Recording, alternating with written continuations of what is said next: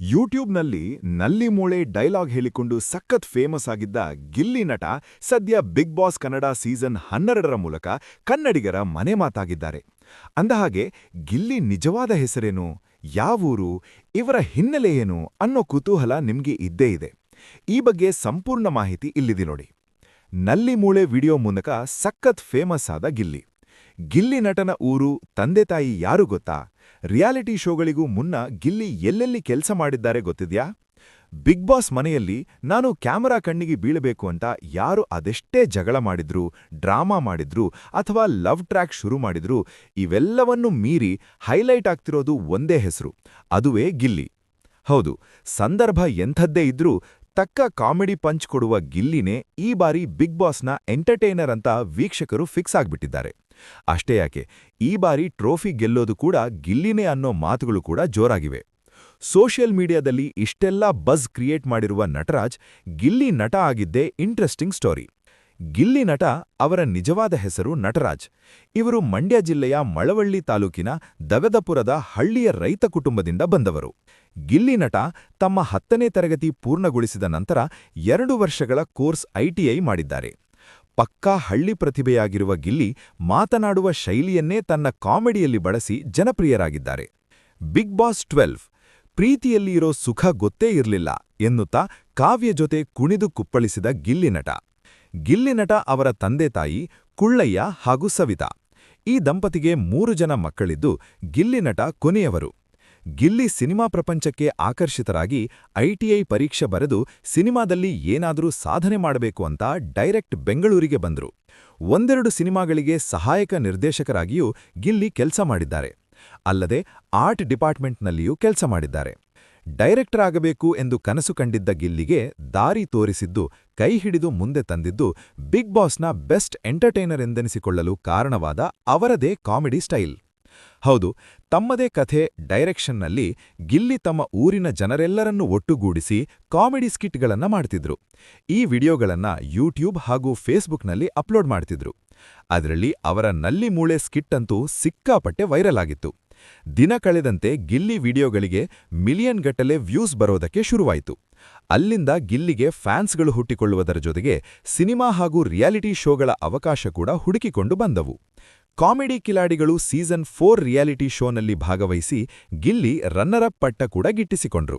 ನಂತರ ಜೀ ಕನ್ನಡ ವಾಹಿನಿಯ dance Karnataka dance ಶೋನಲ್ಲಿ ಪ್ರಾಪರ್ಟಿ ಕಾಮಿಡಿ ಮಾಡುವ ಮೂಲಕ ಮತ್ತಷ್ಟು ವೀಕ್ಷಕರಿಗೆ ಗಿಲ್ಲಿ ಹತ್ತಿರವಾದವು. ನಂತರ ಭರ್ಜರಿ ಬ್ಯಾಚಲರ್ಸ್ ರಿಯಾಲಿಟಿ ಶೋನಲ್ಲಿ ಗಿಲ್ಲಿ ಮಿಂಚಿದ್ರು.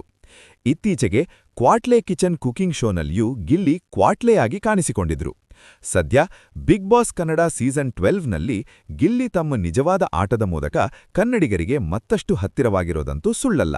ಮತ್ತೆ ಈಗ ಬರೋಣ ಬಿಗ್ ಬಾಸ್ ಕತೆಗೆ. ಬಿಗ್ ಬಾಸ್ ಕನ್ನಡ ಮನೆಯ ಒಳಗೆ ಗಿಲ್ಲಿ ಅಂದ್ರೆ ಸಾಕು, ರೆಗೆಸೋದ್ರು ಸ್ವಯಂ ಆಗಿ ಸ್ಟಾರ್ಟ್ ಆಗ್ತಿತ್ತು ಅನ್ನೋ ಮಟ್ಟಿಗೆ ಅವನು ಫೇಮಸ್ ಆಗಿದ್ದ. ಅವನು ಸುಮ್ಮನೆ ಕುಳಿತಿದ್ದಾನೆ ಅಂದ್ಕೊಳ್ಳಕ್ಕಾಗಲ್ಲ. ಯಾಕಂದ್ರೆ ಅವನ ಮೆದುಳಲ್ಲಿ ಯಾವಾಗಲೂ ಯಾರನ್ನ ಹೇಗೆ ರೆಗೆಸಬೇಕು, ಯಾವ ಮಾತಲ್ಲಿ ಬೆಂಕಿ ಹಾಕ್ಬೇಕು ಅನ್ನೋ ಲೆಕ್ಕ ಓಡ್ತಾ ಇರುತ್ತೆ. ಯಾರಾದ್ರೂ ಶಾಂತಿಯಾಗಿದ್ರೆ, ಏನ್ರೀ ಇವತ್ತು ತುಂಬಾ ಸೈಲೆಂಟ್ ಆಗಿದ್ದೀರಾ, ಒಳಗೆ ಏನಾದ್ರೂ ಪ್ಲಾನ್ ಇದ್ಯಾ ಅಂತ ಕೇಳಿ ಅವರ ಮನಸ್ಸಲ್ಲೇ ಸ್ಫೋಟ ಮಾಡಿಸ್ಬಿಡ್ತಾನೆ. ಆಮೇಲೆ ತಾನಂತೂ ಏನ ಮಾಡದವನಂತೆ ನಗ್ತಾ ಸೈಡ್ಗೆ ಹೋಗೋದು. ಇದು ಗಿಲ್ಲಿ ಬ್ರ್ಯಾಂಡ್ ರೆಗೆಸೋದು. ಟಾಸ್ಕ್ ವಿಷಯಕ್ಕೆ ಬಂದ್ರೆ ಗಿಲ್ಲಿ ಕೆಲಸ ಮಾಡ್ತಾನೋ ಇಲ್ವೋ ಅನ್ನೋ ಡೌಟು ಮನೆ ತುಂಬ ಜನಕ್ಕಿತ್ತು.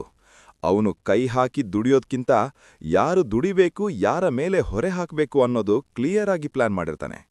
ಕೆಲಸ ಆಗ್ಬಿಟ್ಟಿದ್ರೆ ನಾವೆಲ್ಲ ಒಟ್ಟಿಗೆ ಮಾಡಿದ್ವಿ ಅಂತ ಡೈಲಾಗು. ಕೆಲಸ ಫೇಲ್ ಆಡ್ರೆ ನಾನು ಮೊದಲೇ ಹೇಳಿದ್ದೆ ಅಂತ ಸ್ಟೈಲು. ಬುದ್ಧಿ ಅಂದ್ರೆ ಅಂಥದ್ದೇ, ಕಣ್ಣಿಗೆ ಕಾಣಿಸದೇ ಕೆಲಸ ಮಾಡಿಸೋದು. ನಾಮಿನೇಷನ್ ಬಂದಾಗಂತೂ ಗಿಲ್ಲಿ ಫುಲ್ ಫಾರ್ಮಿಗೆ ಬರ್ತಾನೆ. ಹಗಲೆಲ್ಲ ಎಲ್ಲರ ಮುಂದೆ ನಾನು ಯಾರನ್ನೂ ಟಾರ್ಗೆಟ್ ಮಾಡಲ್ಲ, ಎಲ್ಲರೂ ನನ್ನ ಸ್ನೇಹಿತರೆ ಅನ್ನೋ ಮಾತು. ರಾತ್ರಿ ಒಳಗೊಳಗೆ ಯಾರ ಜೊತೆ ಯಾರು ಸೇಫು, ಯಾರ ಹೆಸರು ಬರಬಹುದು, ಯಾರನ್ನ ಮಾತಲ್ಲಿ ತಿರುಗಿಸ್ಬೇಕು ಅನ್ನೋ ಲೆಕ್ಕಾಚಾರ. ಕೊನೆಗೆ ನಾಮಿನೇಷನ್ ಲಿಸ್ಟ್ ನೋಡಿದಾಗ ಅವನ ಹೆಸರು ಸೇಫ್ ಆಗಿರುತ್ತೆ. ಮನೆಯೋರು ತಲೆ ಕೆಡಿಸ್ಕೊಂಡು ಇವನು ಯಾವಾಗ ಆಟ ಆಡ್ದ ಅಂತ ಆಶ್ಚರ್ಯಪಡ್ತಾರೆ. ಸ್ನೇಹದ ವಿಷಯದಲ್ಲಿ ಗಿಲ್ಲಿ ಬೇರೆ ಲೆವೆಲ್ಲು. ಅವನು ಸ್ನೇಹ ಬಿಟ್ಟು ಕೊಡೋ ಟೈಪಲ್ಲ.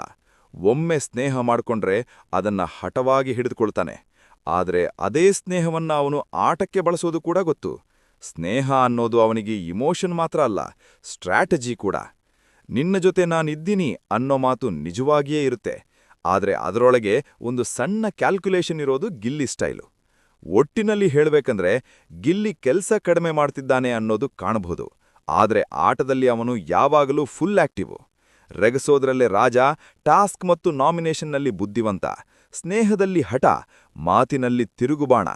ಅವನಿದ್ದ ಮನೆ ಗಂಭೀರವಾಗಿರುತ್ತೆ, ಆದ್ರೆ ಕ್ಷಣ ಮಾತ್ರಕ್ಕೂ ಬೋರ್ ಆಗಲ್ಲ. ಗೆಲುವು ಕೈಗೆ ಬಂದಿತ್ತೋ ಇಲ್ವೋ ಬೇರೆ ವಿಷಯ, ಆದರೆ ಮನೆಯ ಆಟವನ್ನ ತನ್ನ ಸ್ಟೈಲ್ನಲ್ಲಿ ತಿರುಗಿಸಿದ ಗಿಲ್ಲಿ ಬಿಗ್ ಬಾಸ್ ಕಥೆಯಲ್ಲಿ ಒಂದು ಮಸ್ತ್ ಚಾಣಾಕ್ಷ ಪಾತ್ರ ಅನ್ನೋದಂತೂ ಪಕ್ಕ. ಈ ಬಾರಿ ಬಿಗ್ ಬಾಸ್ ಸೀಸನ್ ವಿನ್ನರ್ ಯಾರು ಎಂದು ಕಮೆಂಟ್ ಮಾಡಿ. ಹಾಗೆ ಗಿಲ್ಲಿ ಫ್ಯಾನ್ಸ್ ಆದಿದ್ದಲ್ಲಿ ಗಿಲ್ಲಿ ಎಂದು ಕಮೆಂಟ್ ಮಾಡಿ. ಈ ವಿಡಿಯೋ ನಿಮಗೆ ಇಷ್ಟವಾಗಿದ್ದಲ್ಲಿ ಲೈಕ್ ಮಾಡಿ, ಶೇರ್ ಮಾಡಿ, ಹಾಗೆ ಸಬ್ಸ್ಕ್ರೈಬ್ ಮಾಡಿ.